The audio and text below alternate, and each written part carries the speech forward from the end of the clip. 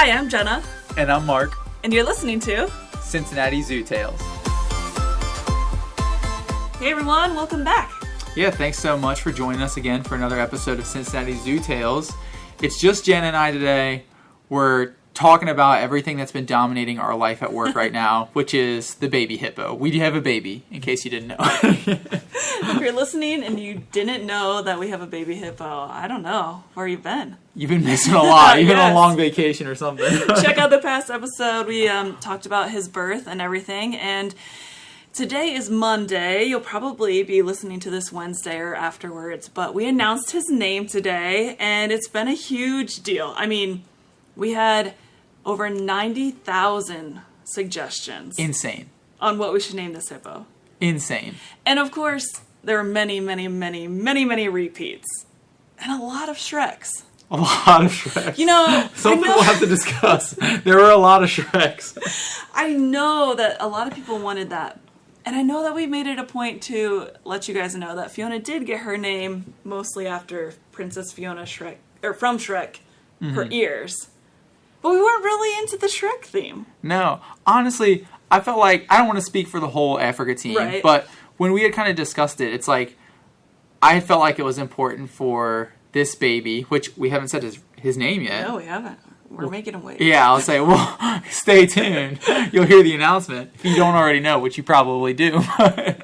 But as far as the Shrek name went, we felt like it was important for this new baby to have a unique individual identity. Definitely. We didn't want to just build its entire name and identity off of, hey, I've got a famous sister named Fiona. I'm going to play off of that, right? Right. And, I mean, unfortunately, the truth is this baby won't stay with us forever. So he could be leaving any time in the next 2 to 5 years. So, yeah, he needs his own name. Yeah. That doesn't necessarily just go with Fiona. It would be cute while, quote-unquote, Fiona and Shrek are together here at the zoo. But like you said, if he goes on to a different facility, it's not going to make sense if you just got a random hippo in, I don't know, Washington, D.C. named Shrek. Right. And honestly, it shouldn't matter. But, like, Fiona and Shrek in the movie are a love interest, like a couple, whereas these two are half-siblings. Yeah. So that doesn't really make sense. So another one was Donkey.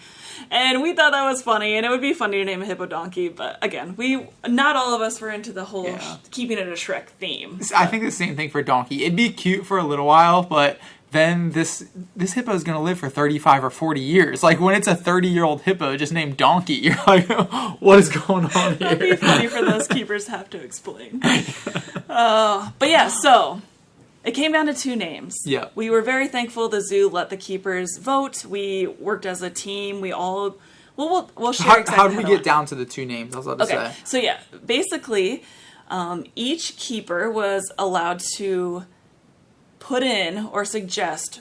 We made many suggestions, but when it came down to it and we had to, we had at one point, we probably had, 25, 30 names up on the whiteboard at one point. And then we'd slowly be like, does the majority of the team like this one? And if it was a no, we would just erase it. Because it became very overwhelming. We scrolled through over 49,000 names before we were like, okay. I mean, we got, what was it? 90,000 suggestions via social media. And like you said, I mean, personally, I probably went through 20,000-ish, and it's at some point, there's only so many names you can look at. You saw essentially every name under the sun. Yes. So we appreciate all of those. Loved it. We loved the feedback. It was fun to look at. There were some wild ones. There were some crazy ones that we got a laugh out of. There were some that we actually legitimately took from your suggestions and put on the whiteboard. Yeah, so we loved reading through them all, for sure. Yeah. But then at some point we had to narrow it down, of course. So then 8 of us suggested our favorite, and then we scored those 10-1, 10 being the most points, and the highest score wins. And, it was really close, and we were torn still a little bit, but it came down to Ferguson, which we loved because, okay, I have to bring this up. So many people wanted Augustus or August or Gus, which of course is cute. Like a hippo named Gus or Gus would be so cute. But we wanted to let everyone know one of the reasons we did not choose that name or even put it in the running for us is because there was a male hippo born at Disney Animal Kingdom just a few years ago named Augustus, and they call him Gus. So we couldn't bring another male hippo in within the same 5 years. Yeah, and after give that him just the same happened. name. Yeah. So as cute as that is, like we had a reason for like kind of canceling out some of these names that we saw that were extremely popular. But Ferguson kind of gave us a lot of nickname options. Yeah. And so we thought that was cute. At least I did. That was what I threw in the hat. I liked Ferguson as well. I probably would have went with Gus if it was Yeah. Ferguson, but like some of the other keepers were like, oh, I'll call him Fergie, I'll call him Gus, whatever. If it ended up being Ferguson. But like you said, we had kind of gotten down to our top two from our keeper staff based on our vote. And then that's what made kind of that popular vote, I guess you would say, on social media. Yes. Yeah. And so it was Ferguson and Fritz, in which, of course, Fritz is just adorable, and the alliteration is there. Yeah. And then our intern, Val, shout out to Val if she's listening, she actually suggested this. Yeah. And she had a really good reason, which is in the Nutcracker, the story of the Nutcracker, the ballet, the little brother that comes in and like breaks the Nutcracker and kind of causes some trouble and like stirs things up. It's a little brother. And so we're like, oh, well, this is the little brother to Fiona. Yeah. And we also, well, not we, but Fiona was added to the Cincinnati Nutcracker. So She was, if yeah. you've been to the Cincinnati Nutcracker recently in the past few years, there is a Fiona who joined the cast. So as like a hippo. A giant inflatable hippo Yes. takes part in the Nutcracker ballet. Incredible. So there was that tie. And then it has German heritage, and, you know, Cincinnati is a German town. And then, you know, we were really thinking about it. And my favorite reason is that BB's birth control, you could say, was on the Fritz. That's what sold me. I was like, I forget who said the joke or which one of us mentioned it. Actually, But my husband. Scott. Yeah. It was Scott. That's right. Yeah. I was like sitting at home trying to think of like, okay, what are some really good reasons that this is a great fit other than it's cute and we just like it? And then, of course, the Nutcracker and all of that, all these different reasons, but that was the winner for me. Yeah, that's what won me over was when you said Scott made the joke and he's like, well, the birth control was on the Fritz. And I was like, so true. So true. So, yeah, you know, everyone that voted, 220,000 plus of you, it was about, like, I think it was a 56% Fritz was the yeah. choice. So, Yeah. you guys chose Fritz, we chose Fritz. It fits him. You know, I can totally see it now. I'm not, Yeah. like, sad that Ferguson Yeah, I'll say didn't win. we should note that, like, with our keeper vote, you know, it was kind of established we were going to put both these top two names up for the public vote. But within our keeper vote, Fritz did win the keeper vote as Yes, well. yep. And then he won the public vote. So I think we kind of ended up getting, like, the best of both worlds, something that hopefully the public enjoys. Because obviously, like we mentioned, I mean, the public was such a big part of this. And we loved seeing all the comments, all the suggestions and everything. And then we were able to kind of narrow that down out of thousands and thousands Yes. and come up with a name together. So it really felt like a collaborative effort for us, at least. Yeah, and for what it's worth, it really means a lot to us as keepers to have a part in naming these animals that we work with. And Definitely. you know, we want that opportunity. So we're thankful that we were allowed to be a major part of that. And we appreciate how, like, passionate everyone was about this, but we saw some of you getting very upset, and we promise we thought this through. Yeah. There are reasons we didn't choose whatever name you thought was best. I know Finnegan was super popular.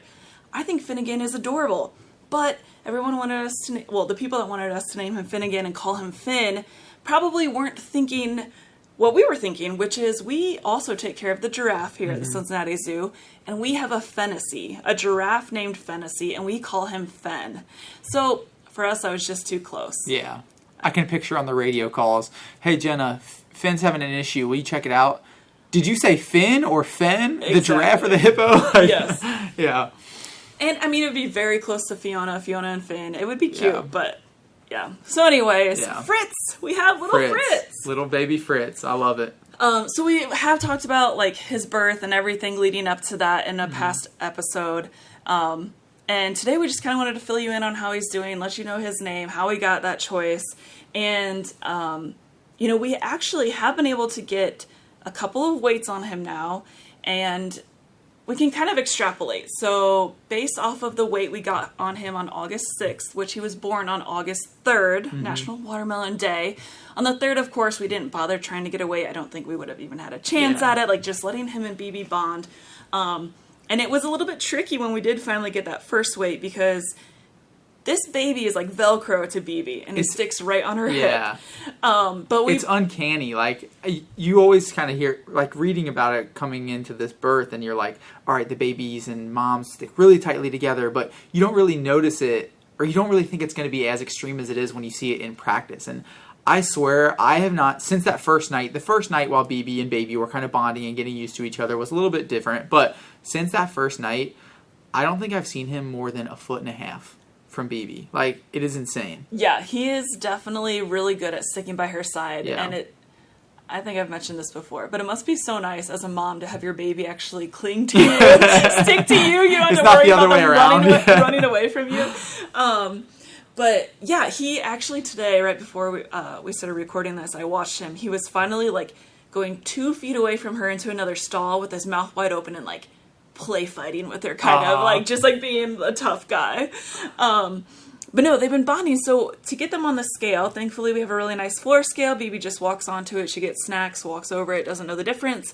So the first time we just kind of threw some snacks in front of her, and then I gently and just like very carefully, I wasn't sure how BB would react at this point, held my hand like kind of in front of Fritz, just long enough. It was like maybe 2 seconds worth of BB pause. Completely off the scale and him pausing still on it because he was right at her back leg. Like, he almost always has his nose touching a body part of hers, usually at the back end.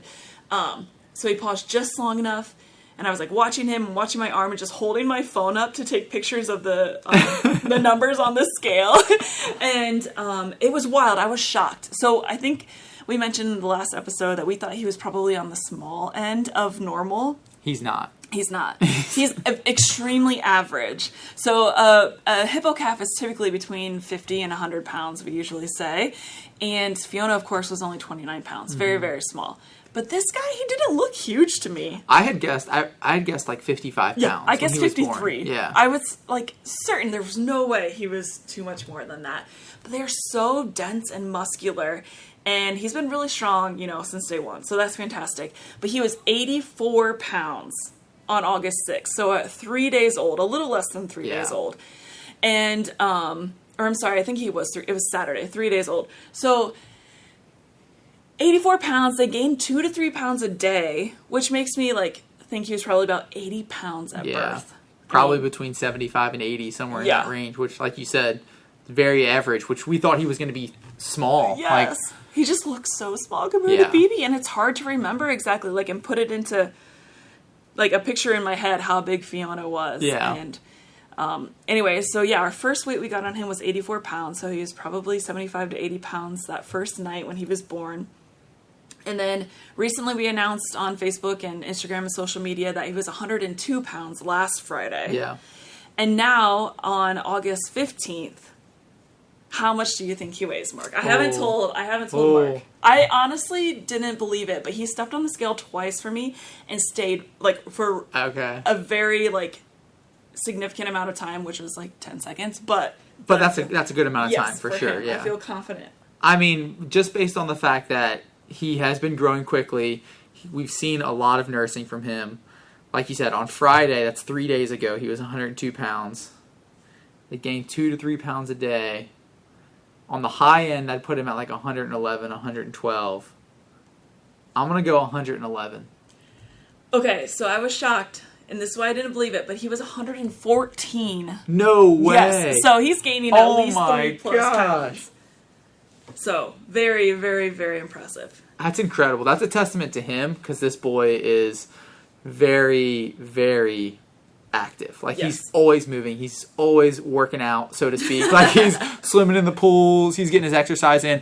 Also a testament to BB, though. Yeah, she's doing great with the nursing. She's killing it as a mom right now. She has been so fantastic. She's letting him nurse.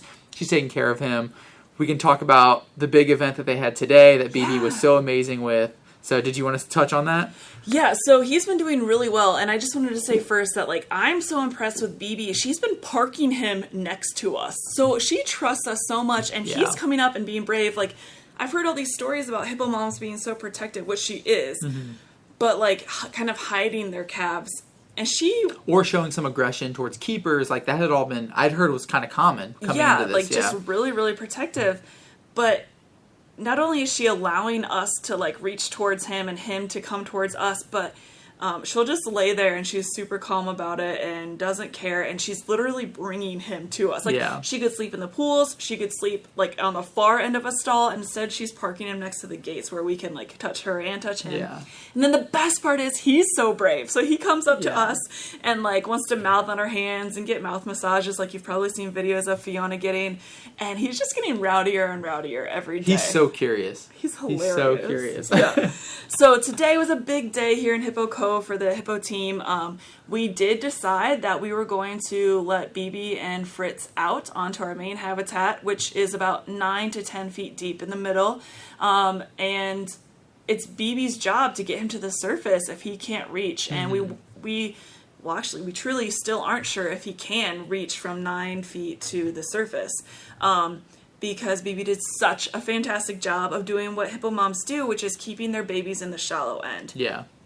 So, describe what you saw, because I was in the back moving doors. What happened when they first came out? So when they first came out, I think BB, obviously, because she's been inside taking care of the Fritz, she hasn't been out in, 2 weeks now almost, right? Almost, yeah. Wednesday will be 2 weeks. Because they've been behind the scenes bonding. So I think BB was just kind of relieved to get out there for a little bit. And there was some spare hay on the ground from Fiona and Tucker that they had left over. So BB was kind of mouthing at some of the hay, and then the baby, which I've seen him kind of mimic mom in the same way, he started mouthing at whatever was on the ground. Couldn't quite tell what it was. Looked like just some Timothy hay or something.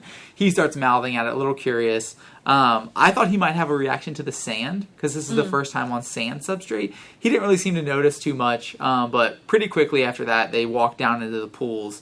And that had to have been the cutest part. So cute. Oh my goodness, so cute. So once they get out of the pools, I think Baby was... I still call him Baby because we didn't have a name for him. So I call him Fritz now. I think Fritz was a little bit taken off guard. I think he thought he was walking... Our indoor pools, they have a little bit of a gentler slope. It's a really kind of easier slope for them to navigate, whereas when he kind of got out into the pool, he was like, oh my goodness, this is deep. he seemed to fall under at first and then propel himself really quickly back to the surface. But yeah, at that point, you'd gotten back outside, right? Yeah, they were already in the water when I came out. Okay. Yeah.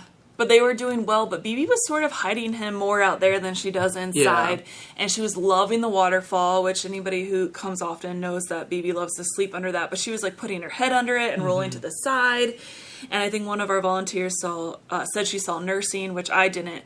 But there were tons of fish. And the water wasn't the cleanest it's ever been this morning. Murky, so we couldn't see super well. And then they were like camouflaging together and stuff. So it was sort of hard to see him, but BB never let him get past like that first window, or I guess we could compare that to like 4 feet probably. Yeah. And she would literally turn her whole body to block the shallow end, and he would be on the opposite side, so closer to land. And she did a fantastic job. She was basically like using her body to create a baby pool for him. Exactly. Like she had made 4 barriers, so the only way that he could go was towards the ramp to get out of the pool. And then he had this really shallow pool, which, BB typically when she first goes out in the morning and she gets in her pool, before Fritz, she loves going on her laps. You know what I mean? She'd usually get out in the pool, get some exercise in and swim, which I was curious to see, like, is she still going to swim her laps like normal? Nope, she was right next to that baby. She did not take him into the deep end. She was not letting him stray far from her. And Fritz didn't want to stray far from BB anyway, so she didn't have to worry about it. But yeah, it was super interesting. She's been fantastic, and that's been one of the most exciting things, is to see her as a mom this time from the very beginning. But yeah, so today we just let them out for like an hour, and then BB came right in when I opened the door and called for her. And we'll try it again tomorrow and just kind of see how things go. Slowly we'll invite staff so that there's a bigger crowd out by the windows. And hopefully, by the end of the week or next week, we'll have the public there. Mm-hmm. We hope that you are patient. Like I said, it was just our Hippo team and a few other people. And it was very difficult to see him. He's small. There's, BB there trying to do her best to keep him safe. Yeah. So he might be behind her. So be kind and be patient. If people are waiting to see him, it might take a few minutes. So definitely before he pops up. And when he pops up for a breath, it doesn't last long. It's quick. It's a split second, and that's it. Yeah, just enough to get those nostrils above the water surface, get some air, and go right back under. Yeah, exactly. Yeah. So, but hopefully in a couple of weeks or months, he'll be going back and forth and get a better view of him. I can't wait for the first time that he runs along the sand. Like, oh my gosh! See if he gets the zoomies like her. Yes. Oh, I'm sure he will. Yeah. Yeah. No, like Jenna said, this is all obviously subject to change. We're going at BB's dictating this. We're going at her pace. However BB and Fritz handle all of this is how we're going to handle it. We're kind of just going off the signs that they can give us. But fingers crossed, so far so good. First day out in the pool was a success. We were all really happy with it. It's always kind of like a nerve-wracking sink or swim moment, you know what I mean? Where literally. BB has been amazing. We trust BB to do a great job because she's been so good. But I'd be lying if I said a part of me wasn't really nervous when he got in that big pool, and I'm like, oh man, something could go wrong here. Yeah, like she did fantastic keeping him in the shallow end, but I think it'll be a little scary the moment that they do go into the deep end and see if he can get to the surface. Yeah. So. He's going to have to get to the surface with those strong legs, or BB kind of propel him up with her snout, which I've seen her do a couple times, but yeah, she's going to have to keep an eye on him. Yeah, definitely. But I don't think it'll be long. I mean, he's growing, like we said. 114 pounds. Yes! I cannot believe that. Isn't that wild? That's crazy. He's not even 2 weeks old yet. So, that's crazy. Yeah, overall he's doing good. Yeah, what about as far as moving forward, do you think? Like, I know people are really, really eager to see this baby with Fiona. Oh, yes. What are your thoughts on that? I know we're probably still a while away from that. Yeah, we're taking it, day by day, and of course this baby needs to learn how to navigate the pool outside first, and we need to make sure that he can handle the depth and knows where the shallow end is before we add in another hippo. And so far I know people are concerned about Fiona. Her and Tucker sleep together. They are doing great. She keeps them really busy. I'm sure Tucker can't wait for a night to himself at this point. But Fiona hasn't shown any signs that she's upset or anything, and she hangs out with Tucker. That has been kind of the opposite side of this, though, about the baby.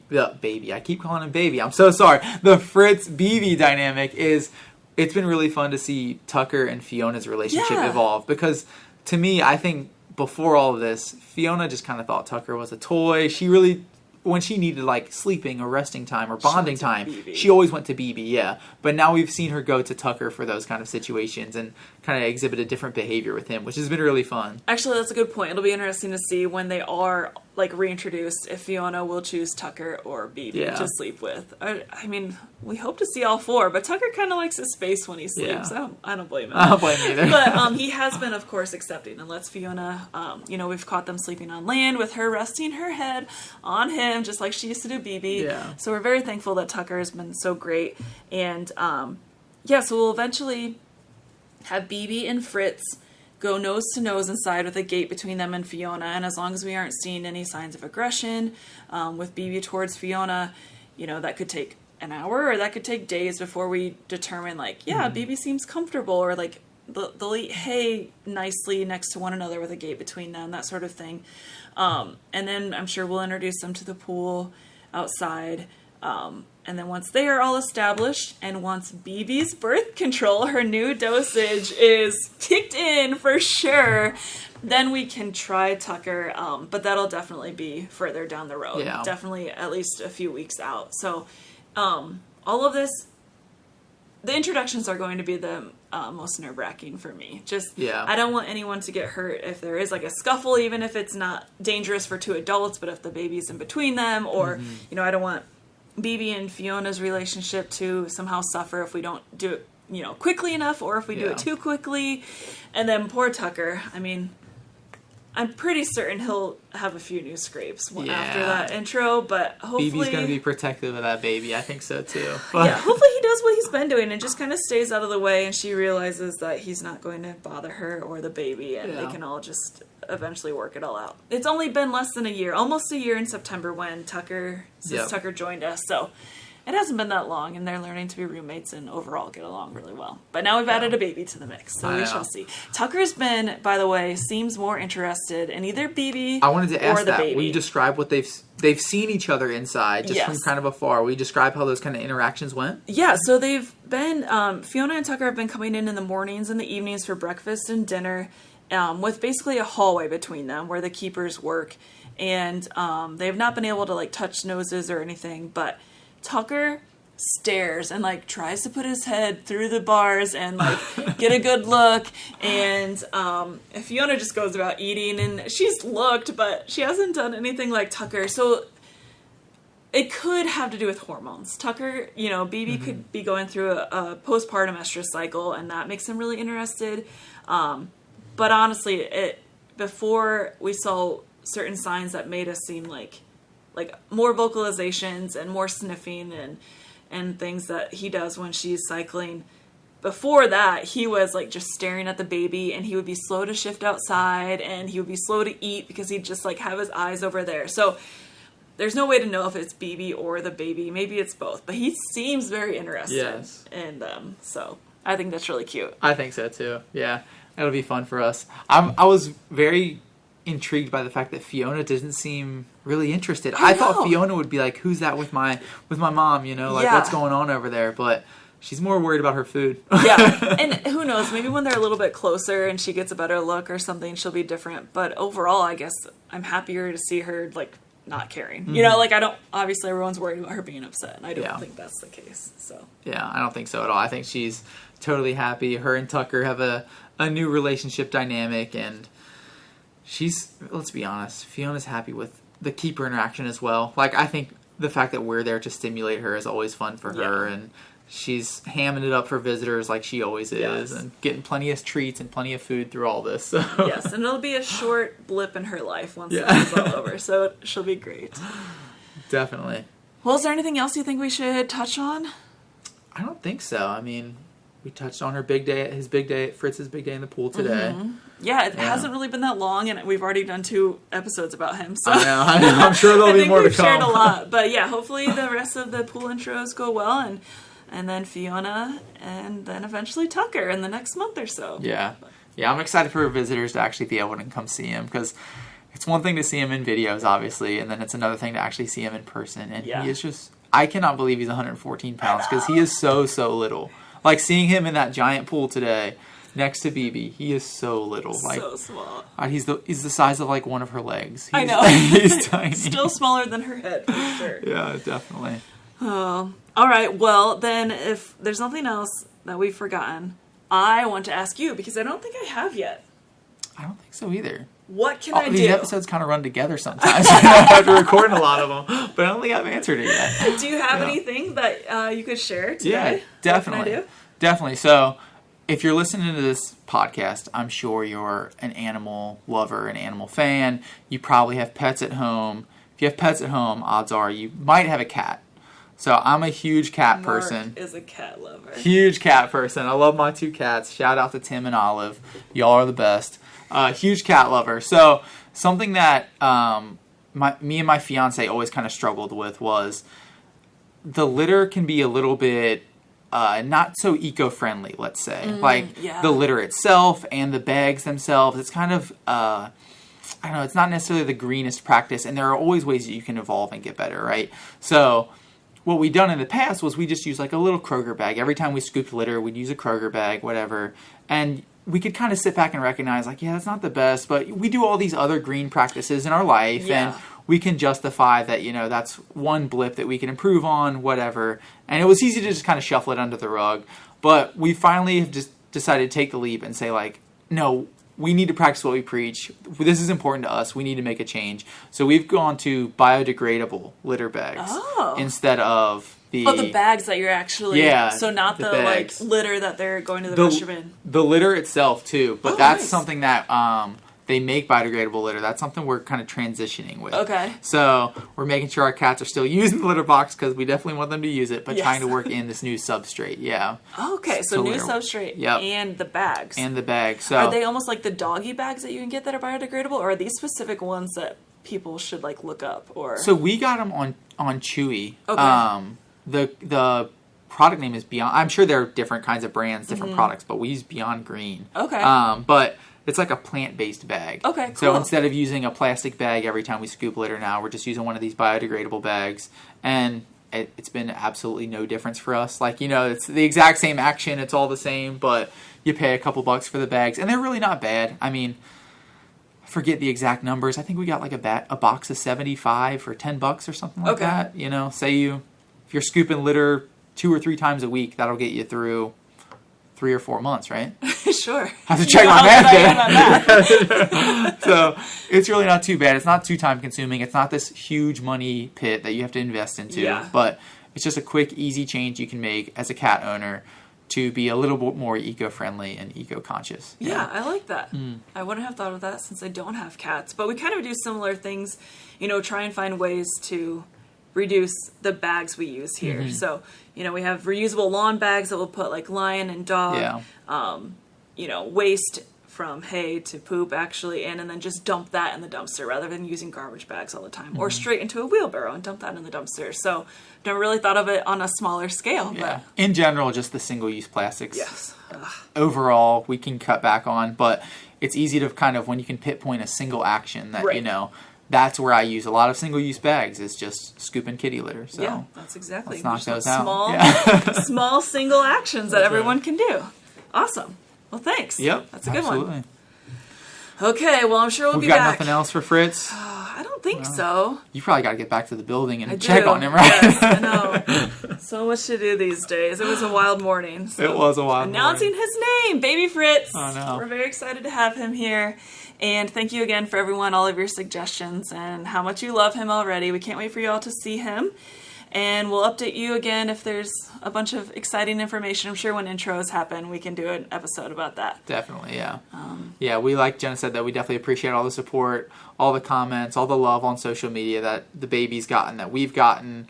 It's been amazing. A little overwhelming at times, but amazing. We definitely appreciate it. Excited for you guys to come see him. It still boggles my mind that this hippo is receiving national news. Like we did an interview this morning with the Today Show for the second or third time. Yeah. It's like, how cool is it that enough people in the world care about this new hippo that they want to share it on national news? It's wild. I mean, awesome. Amazing. That's what we're here for. That's what we're here for, yeah. I was gonna say. Yeah, it's every keeper's dream to have your animal make national news. Right? Like, it's incredible. Yeah. But I still ask why. Sometimes I'm like, I can't believe this, but I love it. I mean, we think they're that special. Yeah. Anyways, thanks for listening, everyone. We will see you / not see you, but talk to you later. Take care, guys. Thanks for listening.